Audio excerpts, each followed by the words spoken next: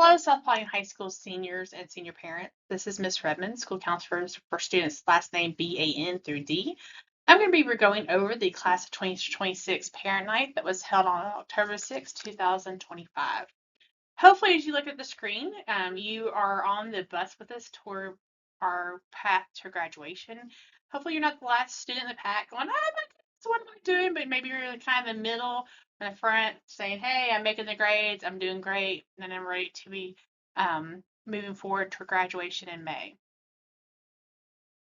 The agenda for today's meeting is we will go over the senior graduation plan.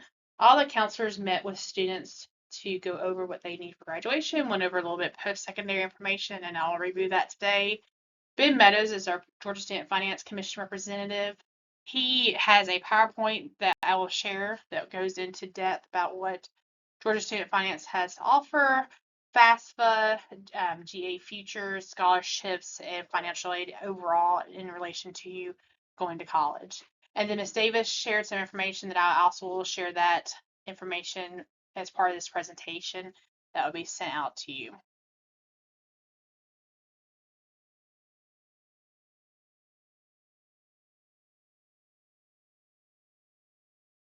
I want to go ahead and remind everybody of who the counselors are here at South Platte High School. Ms. Clark Daniel has students A through BAL and then T through Z. I myself again have BAN through D. Ms. Mosier has E through H. Ms. Allister has last names I through N, and Mr. White has students last name O through S. And of course, we also have Ms. Steening. She is our records clerk. A lot of you probably have met her if you had to bring in paperwork or you're requesting documentation for your student, or she may have reached out to you needing documentation for your student as well. So last night at the senior parent night, we went over the graduation plan. If you were unable to attend last night, we asked that your student come pick up their packet.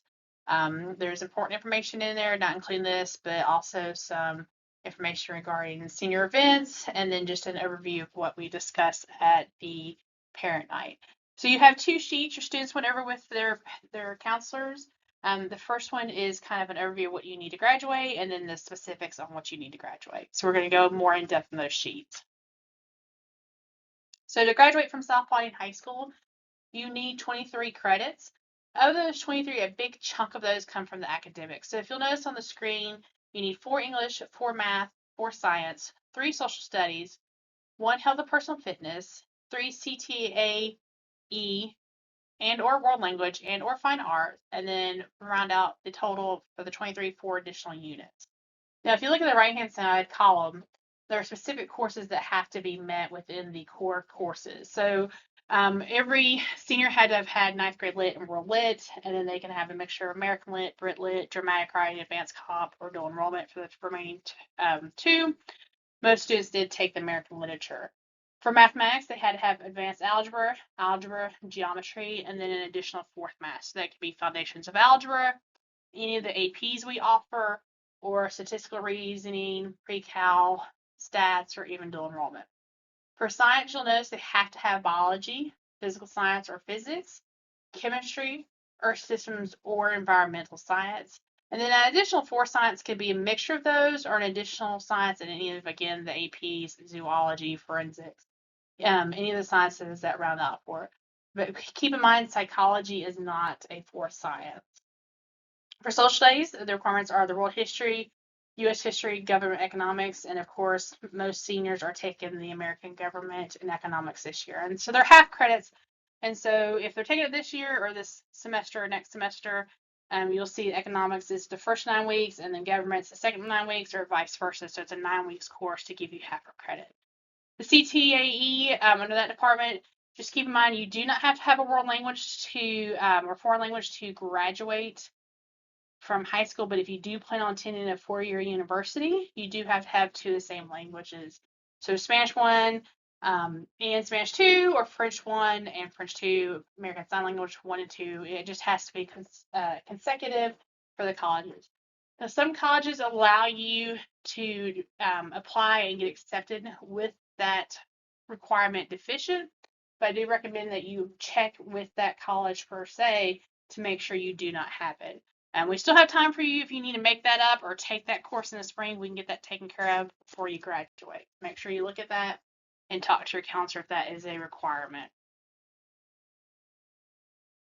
So if you have the sheet or if you recall from last night, there are the courses listed on the second sheet. There is that category, the big chunk of the left-hand side. This is the courses that the senior needs to graduate. They met with their counselors and they are checked off or written in of what they need to graduate to make sure that they are on track and definitely can graduate in May. Some students have a mixture of courses, but the pathway completion, if they may have already that pathway, the 1, 2, 3, if it's a mixture, they may have an additional course here, so there's a pathway completion. That is a requirement. The state really wants the high schools to have pathways completed. So it's part of our report card. Just as the students have to finish, 24 units, the state wants South Point to have pathways completed. That's part of our report card. So if you were here last night, or whenever you're watching this, you're here on the 6th, you sign this and turn this back in. We do suggest always double checking us. You can verify the course and grades in Infinite Campus. If you were not here and your student brought home their packet to you, if you could sign the copy that's in there or one of the copies and bring that back to us, then we would greatly appreciate it. An additional thing that is required to graduate, if you're wanting to be an honor graduate, you have to have, or the student has to have an 89.5. And that goes to the very end of the school year when all the grades are calculated. So they may not, or you may not have the grade now, but if you're working toward those A's, that may tip the scale into your favor and you're able to hit that 89.5.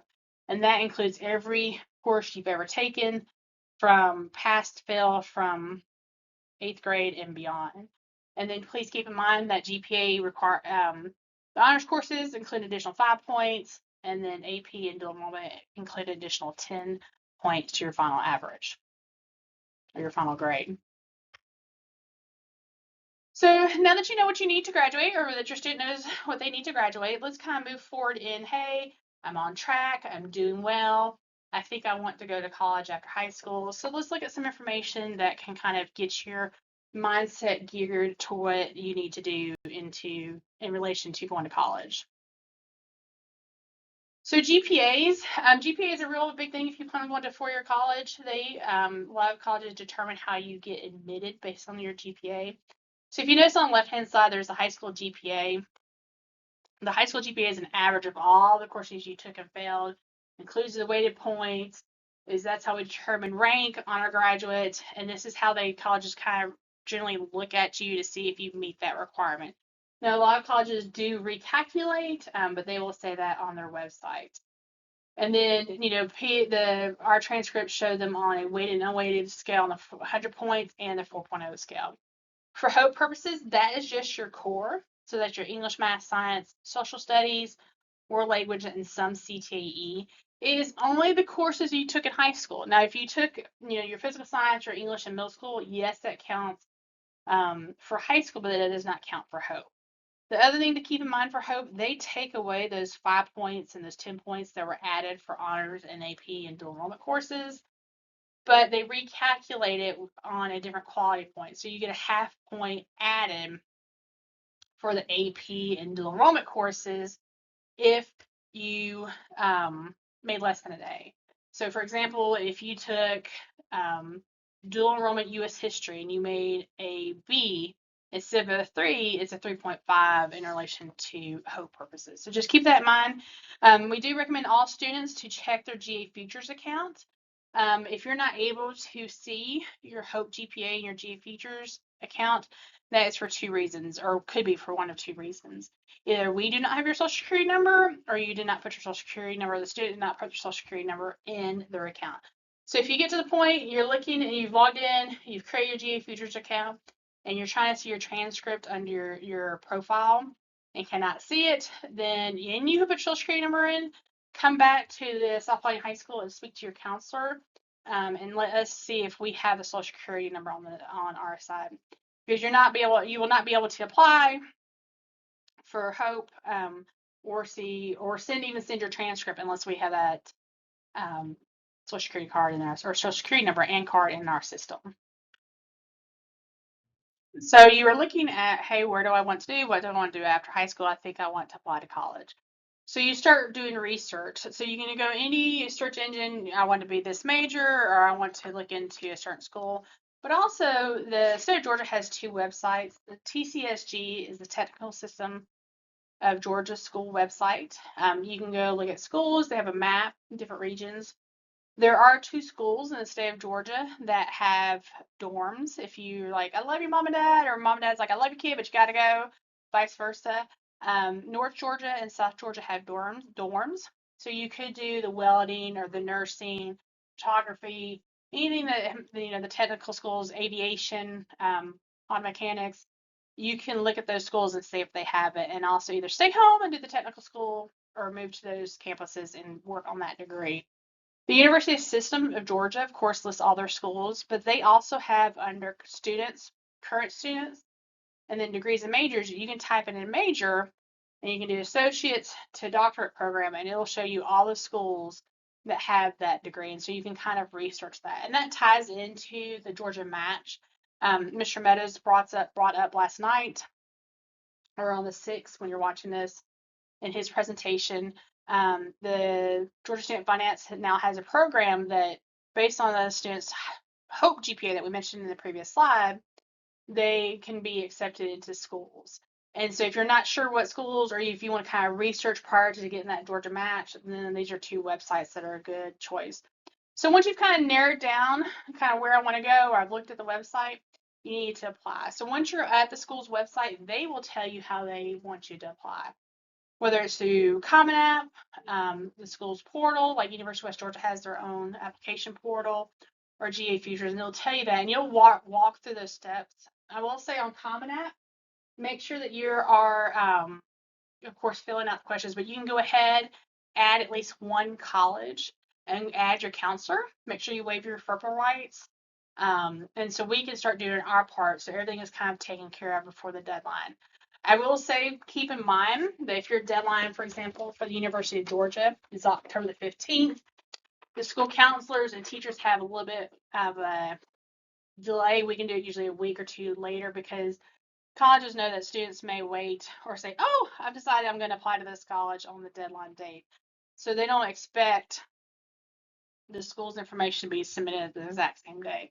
But I do recommend to go ahead while you're working through your steps to have your counselor be aware that you're starting on that profile, so they can get that taken care of. Letter recommendations, as you're looking through Common App or the schools, they will tell you if they want letters recommendations. We do have a recommendation form that has already been put into the Canvas account for all the seniors. So that needs to be filled out if the college recommends it. Not most, but majority of the schools that are in Common App do require at least a counselor's recommendation. And that's where we get that information from. We do know you, but we want to sing and praise and say, woo, this is the greatest child ever, or student ever, you need to accept them. And the only way we can do that is if you tell us really all the great, wonderful things you do. And that's where that letter of recommendation comes in. So make sure that you're taking time to go to the Canvas page, or your students going to the Canvas page and filling that out. Also in Common App, if you have any questions, or the student has any questions on that, there is a video in the Canvas page for the Common App that they can watch that, and it'll help them fill it out.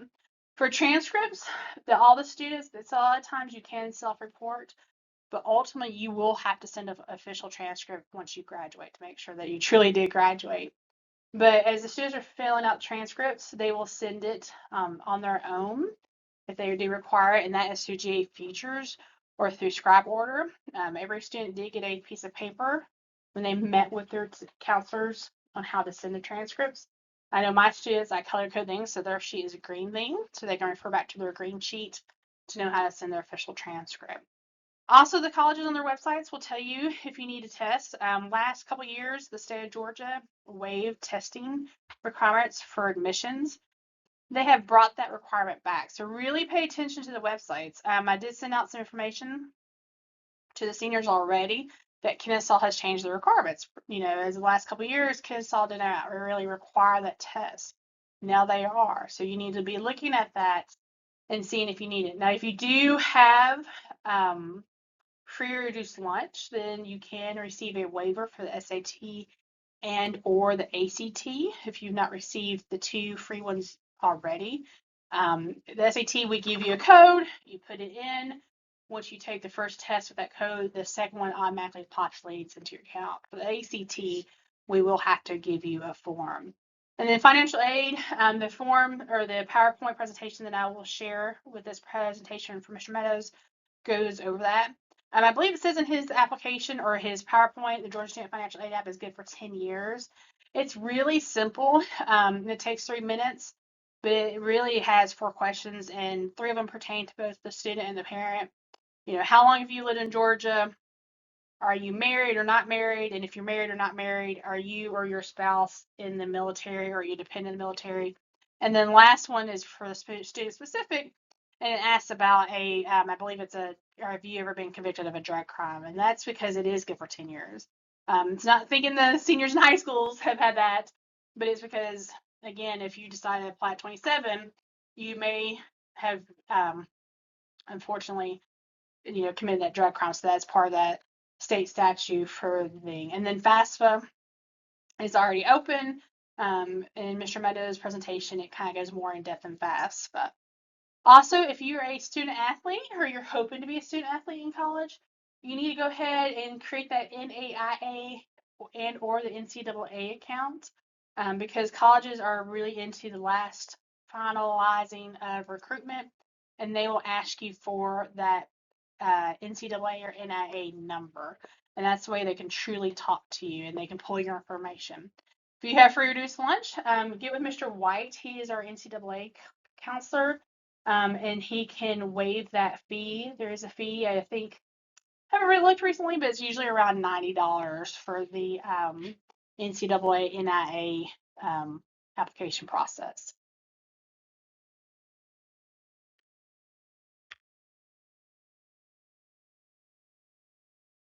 So you and your student have already applied, or you're in the process of applying, so you can go ahead and do things kind of fluid while you're applying, you're looking, you're doing your FAFSA.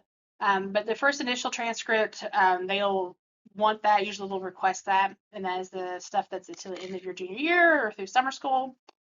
Mid-year is not always required, but a lot of the Common App schools do require it, so we will send that if it is required.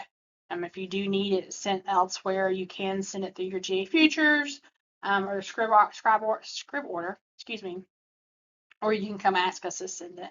And of course, the final transcript, we will give step-by-step instructions with graduation on how to send your final transcript to the college of your choice that you're planning on starting to attend in the fall. The final transcript, like I said, you will send it. You'll send it through, if you're going to go to in-state school, through GA Futures, out of state through scribe order. And keep in mind, I mentioned this at the parent night. You may request that, say today, October the 7th, and it shows that, through GA Futures that the school downloaded it. But if you look at your check status, it may say they've not received it. And that's because there's a lot of usual hands and departments within the program, or depending on how many students have applied at that one point, it may take them a while to show in your check status. So if it doesn't show within 7 to 14 business days, then I definitely would reach out to them and say, accident in it. It shows that it was downloaded. Can you see it that it's in your system? Because we don't want that to count against you as you're processing or you're going through the process of the application. And of course, all this information can be found on our counseling website. So we've talked about how to apply, when to apply. Definitely sooner the better when to apply. If you're not sure where you're wanting to go, the Georgia Pro College Fair is being held at North Paulding High School this year on October the 21st from 6 to 8 p.m. You will need to register. I looked yesterday. There are about 48 schools. Majority of them are across the whole state of Georgia. There are some out of state. The University of Alabama, Huntsville, Birmingham, Mississippi State, Ole Miss, all the University of Tennessee, so Knoxville, Chattanooga, I think UT Martin may have been in there. So there's definitely some variety of schools. So if you're not sure or you want to go get more information, I definitely would go there. A lot of schools will do either waive their application fees that day, or they'll do immediate acceptance that day. So it's definitely a great program to go to participate in, to see if that is something that kind of help the student or you as a student narrow down what my plans are. If you're saying, Mr. Evan, thanks for the information, but I think I'm not going to go to a four-year school or a technical school, there are some other post-secondary options for apprenticeships and some trainings. So a lot of students are doing the lineman, or they think they want to do lineman and they've not done it through the PCCA program. Greystone has a lineman scholarship that opens up in April on their website, and you can apply for that, and they truly kind of apprentice you, or you're part of the apprenticeship program, and at the end of it you're a lineman. Now there are other programs, there are other agencies just like Greystone that have that as well. You can also look through local unions like the IBRU Local 613. I just Googled local union trainings, and this one kind of popped up, and they will teach you through the major things. So that is something you can also look at. Area hospitals, so like Northside Hospital has a CNA program that they will, send you through. Great Hospital has an EMT and paramedic school. So there are a lot of options. A simple Google search, you can find kind of anything you're looking for, or you can go back to the Technical System Georgia website that I mentioned earlier, or USG, and see if those programs have it as well. Because there's definitely going to be a different cost, where these are definitely private pay, either out of pocket, or some may have a student loan aspect to it, where if you did the technical scroll route, and you'll see that within Mr. Meadows' slides, that could be almost free for you. If you think about military, we did have military recruiters here last night on the 6th. You definitely need to take the ASFAB when we offer it here at school, and then talk to the local recruiter to see what their requirements are. So Mr. Meadows, he went through the slides. This will be attached. His slides will be attached within the thing. I will stress some of the things that he talked about. FAFSA apply early is open. The sooner you apply to colleges, the more pot of money they have. The federal kind of money stays the same, but once you kind of apply early, then you see what they have scholarship-wise, and they're able to offer you more.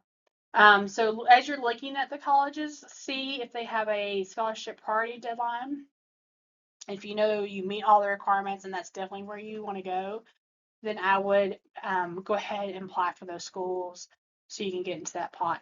Also, he talks about, like I said, the Georgia Match. That is a great resource. You can claim three schools if you know you're going to do that. And also, I think it helps.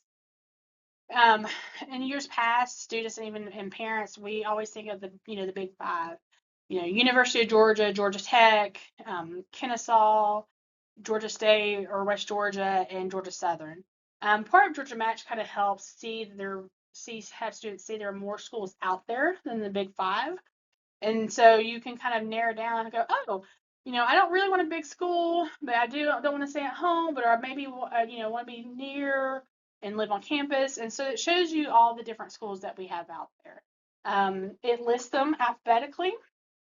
You can change it from closest to home to farthest away from home and kind of look at what they have. And then, like I said, you can compare that. Either you can go to the website, or one of the previous slides I mentioned earlier, you can go to usg.edu, current students, degrees and majors, and look at, type in your major and see all the schools that have that to offer. And then Miss Davis talked for a little bit. She kind of emphasized, going to the senior page, the website. There's links. She mentioned the senior sunrise, excuse me. She'll be sending that out soon. I believe she said the date was the 23rd, but don't quote me on that. Maybe it's in the 21st, or 28th. I know it was in the 20s. Apologize for kind of jumping around those dates, but she will send that out. If you're not checking the website often, or if your student is not checking the senior campus page often, then I would kind of put that in my rotation of websites and links that I check at least once a week. As I get scholarships or in any more senior information, I'll put that in the senior campus.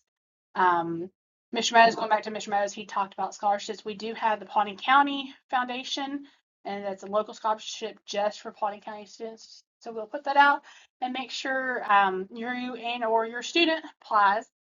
And because a lot of times the theory is, well, I'm not going to apply, but everybody applies because somebody else has already applied. Well, if everybody has that mindset, then that money is set aside. So definitely kind of start doing some research, looking at it. Like I said in the previous slides, if you did not come to our parent night, the student needs to come by and pick up their graduation packet so that can get signed. You can get all the rest of the information that we shared out last night. Hopefully I gave you a lot of information. I will send out more information as it goes on throughout the year that I receive. But at this point, seniors need to make sure that they are staying strong, not getting any kind of senioritis. They're turning their work, they're studying for their tests, they're registering for the SAT or ACT if they need to have that for the schools, and that they're start applying. Mr. Meadows mentioned this last night as well, kind of in tying in with Georgia Match.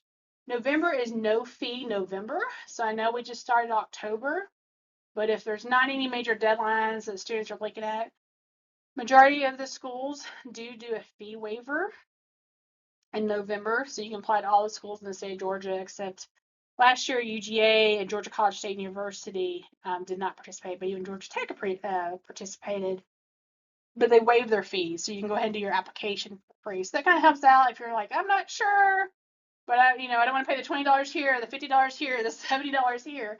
That kind of saves that money, but you can kind of cast the net wider on looking at where you want to attend.